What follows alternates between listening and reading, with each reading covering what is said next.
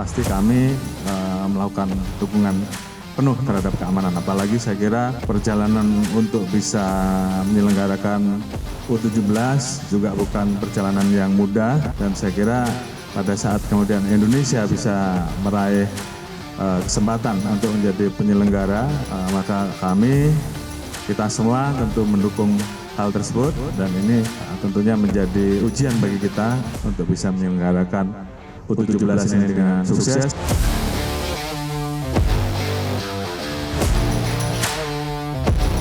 Beberapa waktu yang lalu kita telah mengundang pelatih dari Converse University untuk melatih model pengamanan disesuaikan dengan standar FIFA. Namun demikian, tentunya kita juga akan minta untuk dilakukan pengecekan, evaluasi langsung oleh FIFA, sehingga kemudian pada saat pelaksanaannya nanti kita betul-betul bisa sesuai dengan standar. Karena ini sangat penting, karena standar FIFA ini tidak bisa diganggu, tidak bisa diintervensi, kita harus bisa menyesuaikan. Kita itu ada target dari FIFA kurang lebih 10.000 sampai 18.000 penonton untuk setiap pertandingannya. Dengan kerjasama ini kita implementasikan kepada kejuaraan U17 mestinya bukan sesuatu konteks yang baru karena kita sudah sering bekerja sama.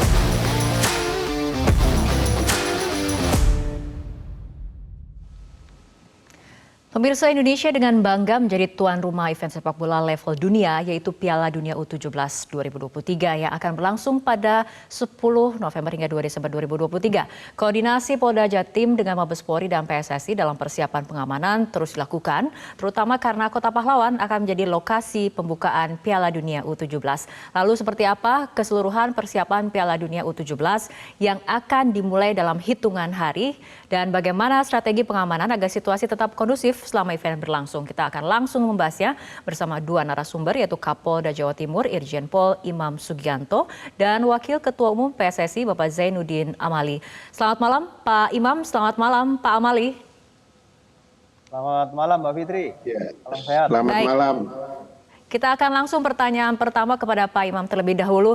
Pak Imam, Indonesia ini kan dikenal sebagai negara yang memiliki massa penggemar bola yang cukup besar. Nah, ini bagaimana mengantisipasi antusiasme masyarakat, terutama jelang pembukaan pada 10 November mendatang?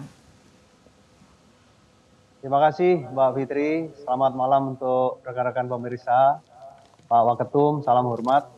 Kita sudah untuk mempersiapkan pengamanan gelaran sepak bola internasional under 17 ini. Kita sudah 2 bulan yang lalu sudah menyiapkan operasi terpusat dengan Sandi Aman Bajoya 2023 yang di Jawa Timur sendiri itu melibatkan 3.951 personil.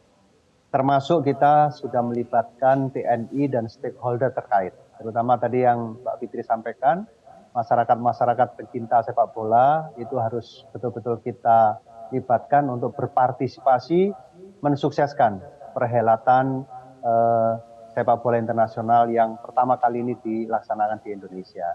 Kemudian juga untuk mempersiapkan itu, besok tanggal 7 kita sudah akan latihan praoperasi, dan tanggal 8 kita akan melaksanakan gelar pasukan termasuk gladi 8. Seluruh personil yang 3.900 tadi akan kita taruh di titik-titik yang memang menurut kita pemetaannya perlu ditempatkan personil dalam rangka mengantisipasi kerawanan-kerawanan yang akan terjadi, potensial menjadi gangguan. Itu tanggal 8 on the spot kita akan lakukan cek and recheck dan final check kepada petugas di titik-titik tersebut apa yang harus dilakukan, dan kemudian bertanggung jawab kepada siapa. Itu harus dipahami betul kepada seluruh personel yang terlibat. Kemudian untuk mengantisipasi antusiasme masyarakat kita sebagai pecinta sepak bola, yang pertama kita sudah berkoordinasi dengan panitia pelaksana, dalam hal ini LOC, itu memastikan bahwa tiket online yang dibeli melalui online itu nanti kita di titik-titik yang kita sudah tentukan itu akan melakukan pengecekan bahwa masyarakat yang akan masuk ke dalam area stadion itu harus 1 orang membawa 1 tiket. Ada 4 lapis, Mbak Fitri, yang kita lakukan di ring 4, ring 3, ring 2, dan kemudian ring 1 sendiri yang akan masuk ke GBT. Itu kira-kira yang langkah-langkah yang akan kita lakukan nanti di lapangan. Kemudian yang terpenting, alhamdulillah tadi yang disampaikan oleh Bapak Kapolri bahwa kita sudah menerapkan pengamanan sesuai standar FIFA. Dengan kita sudah melatih steward 350 kurang lebih, dan pada pembukaan besok steward kita yang itu ada dari anggota Polri dan TNI yang sudah dilatih standarnya oleh PSSI, itu akan kita tempatkan di dalam stadion untuk melakukan screening. Itu screening terdiri dari yang kendaraan, kemudian tiket, barang bawaan, semua mudah-mudahan itu sudah masuk dalam pantauan kita. Demikian Mbak Fitri. Baik, selanjutnya kita ke Pak Amali. Tadi dari Pak Kapolda sendiri sudah menjelaskan mengenai metode pengamanan. Tapi sebetulnya Pak Amali, apakah seluruh tim ini sudah tiba di Indonesia dan telah berada di lokasi penempatan pertandingan seperti Solo, Jakarta, Bandung, dan juga Surabaya?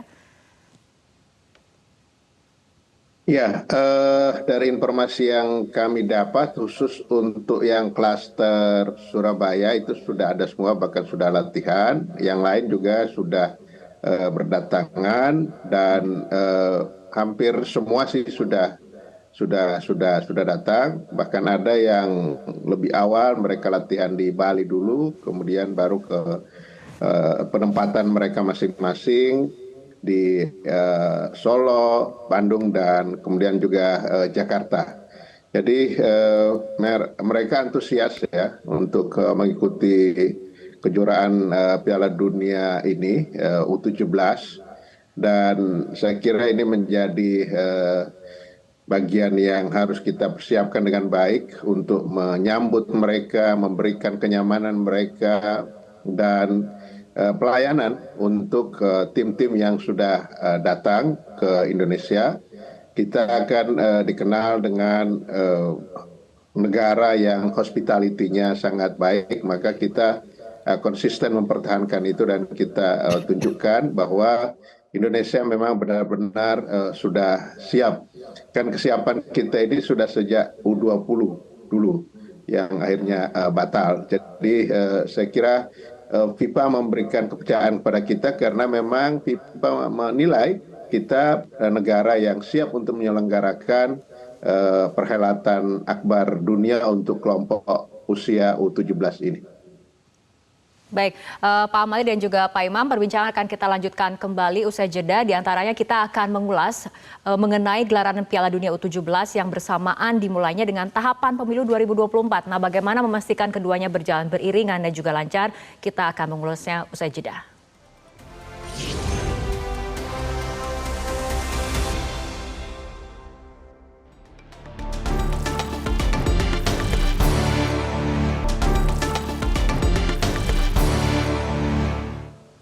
Pemirsa, kita akan lanjutkan kembali perbincangan kita ke Pak Imam. Seperti diketahui gelaran Piala Dunia U17 ini kan bersamaan dengan dimulainya tahapan pemilu 2024. Nah, ini bagaimana memastikan keduanya berjalan beriringan dan juga aman serta lancar? Terima kasih Mbak Fitri. Alhamdulillah kalau kita lihat tahapan pemilu itu kampanye akan dimulai tanggal 28. Sementara event gelaran FIFA U17 ini mulai tanggal 10 sampai 21, khususnya yang di Jawa Timur. Di wilayah lain seperti Solo akan digelar sampai tanggal 3 Desember.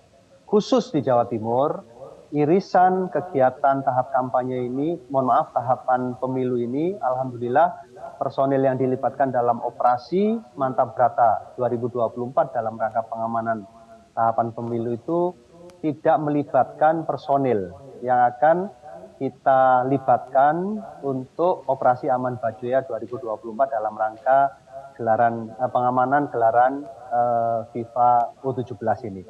Mudah-mudahan momen ini malah menambah semangat masyarakat untuk menyambut datangnya pesta demokrasi, Mbak Fitri, sekaligus memberikan pendidikan kepada masyarakat bahwa damai itu adalah sangat penting, terutama dalam mengamankan kegiatan FIFA U17 ini. Kemudian yang terpenting, Mbak, kita selalu memberikan himbauan kepada masyarakat untuk mari kita sukseskan kegiatan ini karena Indonesia baru kali ini ditunjuk dan dipercaya oleh dunia untuk menyelenggarakan gelaran FIFA U17 yang pertama kali ini. Mari kita sukseskan sama-sama. Demikian Mbak Fitri. Oke, baik Pak Amali nih, bagaimana kemudian Anda melihat kesiapan Surabaya sendiri sebagai host city World Cup U17 baik dari sisi infrastruktur dan juga elemen pendukung promosi lainnya? Kira Surabaya sudah sangat siap ya, Jawa Timur pada umumnya, Surabaya khususnya, apalagi ini kan Kapoldanya Mas Imam. Mas Imam ini sudah terlibat sejak U20 dulu, waktu beliau masih di Mabes Polri ya. Jadi kita sudah mempersiapkan ini sehingga saya meyakini Surabaya sangat siap. Di samping itu di Surabaya ini sudah pernah kita lakukan beberapa event untuk pertandingan internasional. Salah satunya waktu itu kalau masih ingat tim nasional lawan Palestina. Jadi kita melakukan koreksi-koreksi apabila ada yang kita dapati waktu itu masih menjadi kelemahan. Tetapi ini juga disupervisi langsung oleh FIFA. Jadi FIFA langsung mensupervisi ke lapangan, baik itu lapangan, rumputnya, akses, kemudian lingkungan, dan berbagai hal yang terkait dengan pertandingan itu. Nah, yang menyangkut tentang kehadiran penonton dan juga bagaimana mempromosikan, pemerintah Kota Surabaya dan Pemprov Jawa Timur saya kira sudah bekerja luar biasa dibantu oleh LOC dari pusat supaya kegiatan ini terpublikasi ke seluruh lapisan masyarakat dan terbukti informasi yang kami dapatkan untuk pembukaannya tiketnya sih sudah terjual ya, itu informasi yang kami dapat. Jadi kami meyakini bahwa Surabaya yang sudah dipilih menjadi tempat untuk opening, dia sudah siap dan FIFA sudah menyatakan bahwa Surabaya siap untuk melakukan pertandingan-pertandingan baik di awal maupun sampai selesai penyisian grup. Jadi insya Allah kalau Surabaya dan apalagi didukung oleh pemerintah daerah, provinsi dan kota serta dukungan dari Pak Kapolda dan seluruh jajaran Polri di sana, kami meyakini Surabaya sangat siap. Oke, terkait Surabaya, Pak Amali, ini kan diketahui juga akan menjadi markas Timnas Indonesia sepanjang penyisian Grup A. Lalu bagaimana persiapan Timnas kita jelang laga pembukaan nanti melawan Ekuador? Ya, Timnas kita ini kan sudah berada di Surabaya sekarang melalui persiapan yang panjang tentunya ya. Timnas kita tahu bahwa tim intinya itu terdiri dari juara AFF U16 tahun lalu. Dan kemudian ditambah dengan rekrutmen dari 12 kota pada saat kita berkeliling mencari talenta-talenta yang bisa memperkuat itu. Kemudian ada beberapa diaspora kita yang sekarang memperkuat. Jadi mudah-mudahan dengan adanya kekuatan ini, apalagi sebelum ke Surabaya kan mereka sudah ke Jerman ya, beberapa minggu latihan di Jerman dan menghadapi lawan-lawan yang lumayan ya. Ya, kami punya rasa optimisme mereka bisa bermain dengan baik dan 21 pemain yang sudah dipilih oleh pelatih itu mereka sudah dalam kondisi yang siap. Pantauan terakhir tadi sore, alhamdulillah kondisinya sehat semua dan alhamdulillah tidak ada yang cedera ya. Biasanya kan dalam latihan itu ada yang cedera, tapi mereka baik dan ya dengan riang gembira. Ini kan U17, memang mereka harus bermain dalam suasana yang tidak boleh ada tekanan. Jadi mudah-mudahan, mohon doa dari seluruh masyarakat Indonesia supaya anak-anak kita U17, Timnas U17 ini bisa memperlihatkan performa yang terbaiknya. Oke, baik, kita kembali membicarakan mengenai aspek keamanan, bagaimana imbauan dari Polda Jatim untuk masyarakat Jatim, khususnya warga Surabaya, untuk membantu dalam menjaga keamanan agar situasi tetap kondusif. Jawaban dari Pak Imam akan kita tunggu, tapi kita ikuti jeda berikut terlebih dahulu.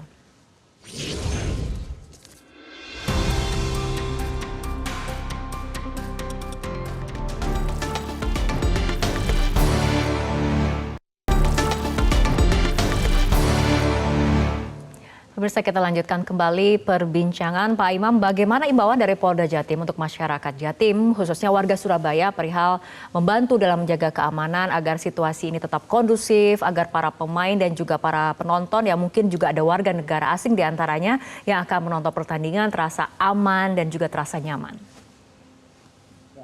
Terima kasih Mbak Fitri.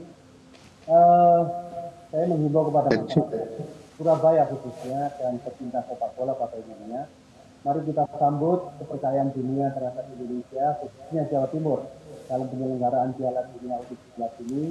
Mari bersama-sama kita bersinergi untuk mensukseskan kegiatan tersebut. Semua aturan yang sudah dibuat FIFA, kita mari sama-sama taati, sehingga kita bisa menciptakan suasana tertib, nyaman, dan aman. Kemudian yang terakhir Mbak Fitri, saya menghimbau kepada masyarakat yang akan menonton. Sudah disosialisasikan juga melalui media massa, elektronik, bahwa panitia menyediakan shuttle bus sejumlah kurang lebih 110 yang disediakan di 6 terminal pemberangkatan di Surabaya. Di Balai Kota Surabaya, Terminal Joyoboyo, Oso Wilangun, Terminal Benowo, Kir Tandes, dan Ciputra World. Ini semuanya mudah-mudahan bisa mengakomodir seluruh pecinta sepak bola yang akan menuju ke Gelora Bung Tomo Surabaya. Kemudian satu hal Mbak, tidak membawa barang-barang yang berbahaya terutama. Ayo kita sama-sama saudara-saudara pecinta sepak bola supaya betul-betul sama-sama kita menjaga keamanan dan ketertiban. Tidak membawa flare, barang-barang berbahaya untuk masuk ke stadion. Kemudian kalau ada hal-hal yang urgen, segera melaporkan kepada petugas SSSO maupun Polri yang ada di sekitar yang bersangkutan untuk kita sama-sama segera mengatasi gangguan-gangguan yang terjadi. Itu Mbak yang perlu kami sampaikan kepada seluruhnya. Terima kasih. Oke, artinya ini Polda Jatim juga berkoordinasi ataupun ada sinergitas tidak hanya dengan PSSI, tapi juga masyarakat juga sama-sama memiliki peran yang penting seperti itu ya Pak Imam? Iya, betul Mbak. Sama-sama masyarakat, justru masyarakat yang perlu kita minta untuk sama-sama mari kita mensukseskan gelaran U17 ini. Itu Pak Fitri. Oke, baik Pak Amali, singkat saja ini kemudian harapan dari PSSI seperti apa untuk kemudian pertandingan U17 nanti bisa berlangsung dengan aman dan juga nyaman? Ya, tentu kami dari PSSI berharap semua pertandingan di seluruh Indonesia, khususnya yang ada di Jawa Timur itu berlangsung dengan baik, dengan tertib dan aman. Dan kita buktikan bahwa Indonesia bisa menjadi tuan rumah. Karena kita punya harapan kepada FIFA, tahun ini kita diberi kepercayaan untuk menjadi host untuk U17.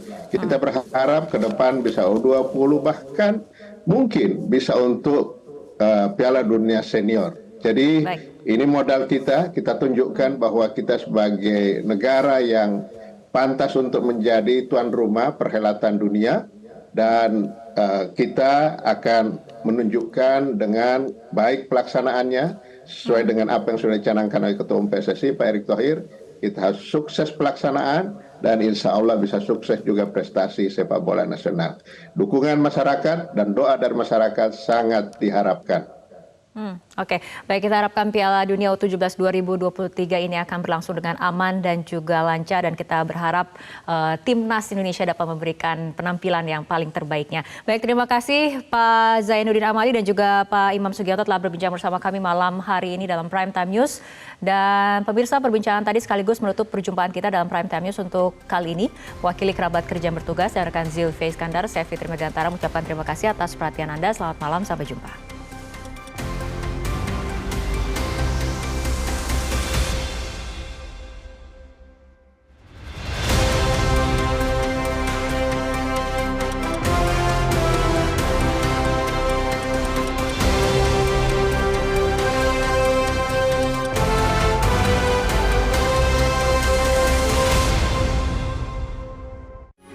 Metro TV.